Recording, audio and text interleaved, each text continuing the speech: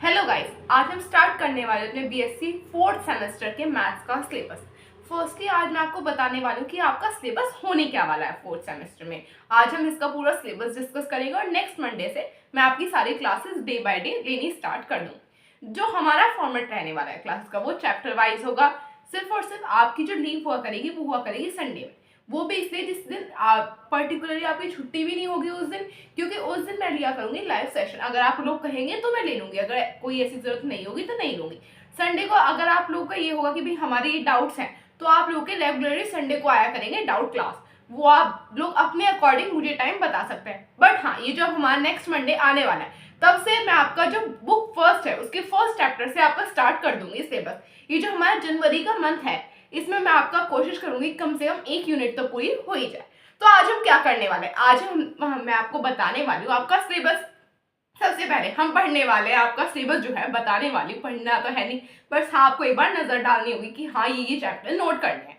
तो आप सबसे पहले है डिफरेंशियल इक्वेशन। दो बुक है एज यूजुअल, जैसे कि फर्स्ट सेकंड थर्ड में थी दो बुक, इसमें भी दो ही बुक है। एक है हमारी डिफरेंशियल इक्वेशन, दूसरी है हमारी मैकेनिक्स। मैकेनिक्स वाली जो सेकंड बुक है वो आपको काफी हद तक फिजिक्स वाली वाइब देगी। जिस बच्चे को फिजिक्स पसंद नहीं है उसको बड़ा रुलाने वाली है वो बुक, मैं पहले ही बता दूं, जैसे कि एनर्जी, पावर, इम्पल्स, सब कुछ काफी हद तक वही है। तो थोड़ा सा मेंटली प्रिपेयर करना जब आप सेकंड बुक करो। सो फर्स्ट बुक में हमारी ये सारे चैप्टर्स है।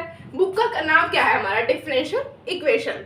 चैप्टर फर्स्ट है हमारा देखो, सबसे पहले तो आप इन्हें नोट कर लो। चैप्टर फर्स्ट से स्टार्ट करेंगे हम। चैप्टर फर्स्ट है आपका linear equation of second order with variable coefficient. ये है हमारा फर्स्ट चैप्टर। सेकंड चैप्टर है हमारा partial differential equation of first order. Third chapter है linear partial differential equation of second and higher order with constant coefficient.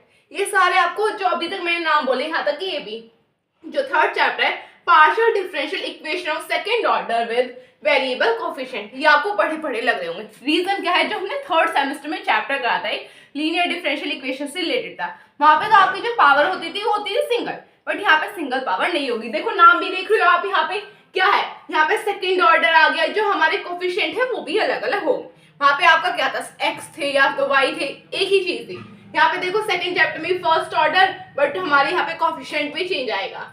यहाँ पे देखो linear differential equation of second and higher order, यानी कि second भी हो सकता है, वन का तो होगा ही, जो ऑर्डर होंगे या तो सेकंड होंगे या उससे ज्यादा होंगे, ठीक है। Second order with constant coefficient. Third क्या है हमारा, second order with variable coefficient. ये हमारे 4 यूनिट है जो आपको देखी देखी सी लगेंगी। फिर हमारी फिफ्थ यूनिट होने वाली है मॉर्गन्स मेथड। ये चैप्टर सच बताऊं एक महीना नहीं, 2 से 2.5 महीने आपकी ये पूरी बुक लेने वाली है। जनवरी में हम स्टार्ट कर देंगे, मार्च अप्रैल तक की आपकी बुक हो जाएगी खत्म, ठीक है।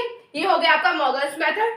देन आ जाएगा आपका Legendre functions, then hypergeometric function, then series solution of differential equations. आप सबसे पहले जो भी नोटबुक आप अपनी बनाने वाले हैं, आप उसमें सबसे पहले अपने ये सारे चैप्टर नोट कर लीजिए, क्योंकि स्टार्टिंग में सिलेबस होना बहुत जरूरी है। अगर आप अपना सिलेबस नोट डाउन नहीं करेंगे तो आप कंफ्यूज हो जाओगे। तो सबसे पहले आप इसका स्क्रीनशॉट ले लो या वीडियो पॉज करके आप इसे लिख सकते हैं। डन। देखो गाइस, ये होने वाला है आपका बुक 2 का सिलेबस। देखो आपको चैप्टर का नाम देख के लग गया होगा चैप्टर का क्या चैप्टर का नहीं, बुक का क्या नाम है हमारा, मैकेनिक्स है। देखो इसके चैप्टर के क्या क्या नाम है, फ्रेम ऑफ रेफरेंस आप 12th में भी पढ़ के आए, फिजिक्स में फर्स्ट सेमेस्टर में भी पढ़ा था। अभी जो फ्रेम ऑफ रेफरेंस है, क्या ये फिजिक्स से रिलेटेड होगा, कुछ चीजें इसमें फिजिक्स से रिलेट करेंगे। वैसे ज्यादा कुछ वैसे नहीं होगा, बट हाँ जिसको फिजिक्स पसंद नहीं है उससे थोड़ी सी दिक्कत होने वाली है। देखो frame of reference, work, energy and impulse, ये भी हम लोगों ने फिजिक्स में पढ़ रखा है, ये भी चैप्टर है। Equilibrium of force in 3 dimension. देखो जैसे कि अब हमारा ये फ्रेम ऑफ रेफरेंस हमारा चैप्टर होगा, इसमें जितना भी होगा आप लोगों ने एक फ्रेम पढ़ा होगा, जिसमें कि हमने फ्रेम ऑफ रेफरेंस गैल्वेनोमीटर वगैरह में भी पढ़ रखा है, 12th में भी पढ़ा है, या थर्ड सेमेस्टर में पढ़ा होगा आप लोगों ने, वहां से उठ के आइए। फिर बात करते हैं हमारे वर्क, एनर्जी एंड इंपल्स की। यहाँ पे क्या होगा, यहाँ पे आपके वर्क एनर्जी प्रिंसिपल काम करेंगे, जितने भी आप लोगों ने फिजिक्स में पढ़े हैं वर्क एनर्जी प्रिंसिपल, वो सारे यहाँ पे यूज आने वाले हैं। Then equilibrium of force in 3 dimensions, ये हो गया हमारा टॉपिक। यहाँ पे क्या होगा, पॉइंट शूट सेंट्रल एक्सेस, ये टॉपिक थोड़ा डिफरेंट होगा। पॉइंट शूट सेंट्रल एक्सेस ये अभी तक आप लोगों ने नहीं पढ़ा, ये थोड़ा सा हटके होने वाला है। फिर यहाँ पे बात करते हैं हमारी फोर्स इन 3 डायमेंशन, इसमें भी थोड़ा सा डिफरेंट होगा, ये दोनों टॉपिक इंटरलेट करने वाले हैं एक दूसरे से। फिर बात करते हैं हमारे यहाँ पे वर्चुअल वर्क। वर्चुअल वर्क काफी हद तक कुछ बच्चों ने पढ़ भी रखा होगा, कुछ लोगों ने नहीं पढ़ा होगा। अभी जरूरत नहीं कि आप लोगों ने क्या पढ़ा क्या नहीं पढ़ा, वो जरूरी नहीं है। अभी मेन बात ये है कि मैं आपको सिलेबस बता रही हूँ। अभी आपकी ड्यूटी है सिर्फ और सिर्फ सिलेबस नोट करना, ठीक है। फिर बात करते हैं हमारे 6 चैप्टर की, क्या नाम है, stable and unstable equilibrium. Equilibrium आप लोगों ने फिजिक्स में भी पढ़ा है, केमिस्ट्री में भी पढ़ा है ना। ये कुछ चीजें वहीं से उठ के आएंगी, बार बार बता रही हूँ, ठीक है। देन क्या है हमारा काइनेमेटिक्स इन 2 डायमेंशंस।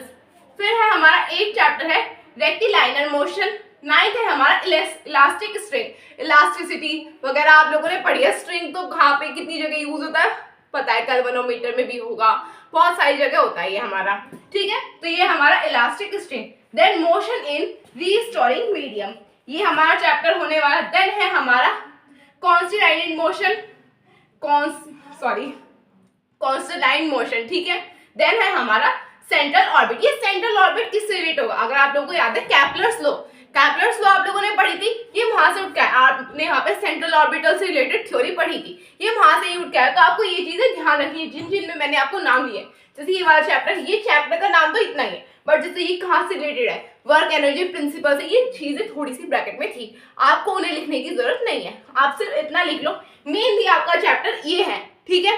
देखो यहाँ पे 12 चैप्टर थे, पिछली बुक में इससे कम चैप्टर थे। पिछली बुक थोड़ी सी आसान होगी, क्योंकि जिन बच्चों को कैलकुलेशन पसंद है, जिनकी कैलकुलेशन अच्छी है, जिनका थोड़ा सा भी माइंड कैचिंग पावर अच्छी है कि वो फॉर्मूले याद रख लेते हैं, उनके लिए बेस्ट बुक है फर्स्ट बुक। और जिन्हें थोड़ा सा ये कि भाई नहीं हम तो लट्टू तोते वाले हैं, वो ये कर सकते हैं, आराम से करनी पड़ेंगी दोनों ही, क्योंकि आगे 4th सेमेस्टर है। फिर आपकी जो 5th सेमेस्टर होगा वहाँ पे आपको सब्जेक्ट चुनने पड़ेंगे कि आपको 3 में से कोई 2 रखने हैं। जिन बच्चों को मैथ्स रखना है वो दोनों बुक यहाँ से अच्छे से प्रिपेयर करके चलना।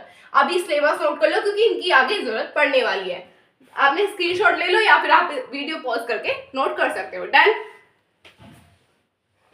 मुझे उम्मीद है आप लोगों ने नोट डाउन कर लिया होगा। अब हमारी जो मीटिंग होगी, जो हम लोग मिलने वाले हैं, मीटिंग नहीं, अब जो हम लोग जो मिलेंगे, जो आपको वीडियो मिलेगी वो आपको मिल जाएगी मंडे 8 से 9 बजे के बीच में। आपको आपकी पर्टिकुलर वीडियो मिल जाएगी चैप्टर 1 से, ठीक है। सारे चैप्टर हम सीरीज से लेके चलेंगे, तो आप लोग उसके लिए तैयार हैं। तो तब तक के लिए take care of yourself, syllabus पढ़ लेना, अभी टेंशन लेने की बात नहीं, क्योंकि अभी बच्चों के ऐसे भी बच्चे जिनके एग्जाम तक नहीं हुए, तो टेंशन मत लो, लेट है जल्दी है। एक आधा यूनिवर्सिटी ऐसी है जिनके एग्जाम नहीं हुए, बट हाँ हम टाइम से पहले से लेके चल रहे हैं, जिससे कि आप लेट ना हो। अगर एक 5-6 दिन आप लेट पढ़ना भी शुरू करें, तो आपको टाइम से जो है वीडियोस कंटेंट सारा कुछ टाइम से मिलता है। तब तक के लिए take care of yourself, bye bye.